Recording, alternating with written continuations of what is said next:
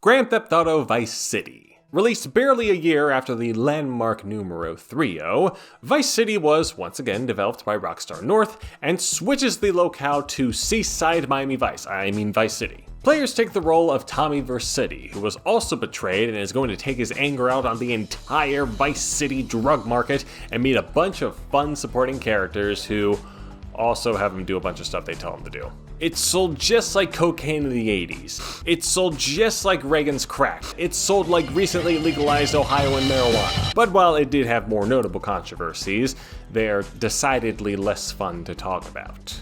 First off, Haitian support groups in both New York City and Miami took issue with the portrayal of Haitians as murderous criminals, as well as one particular phrase that was found in one of the game's missions.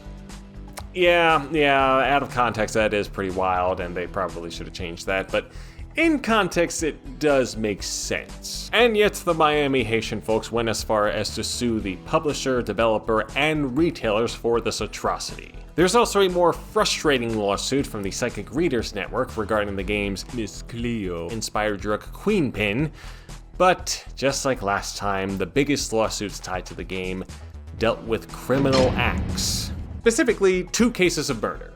One in Alabama, the other in New Mexico. Both of them were found guilty, and both of them had played Vice City, which made both of them suitable plaintiffs for lawsuits launched against the publisher, developer, retailers, and even the console makers by the one and only Jack Thompson.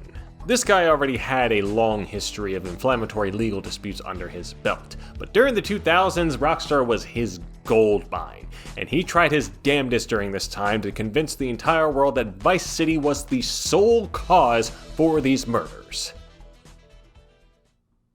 It didn't work. And while his attempt here failed, it did kickstart a legacy that we will get further and further into as we talk about more and more of Rockstar's controversies.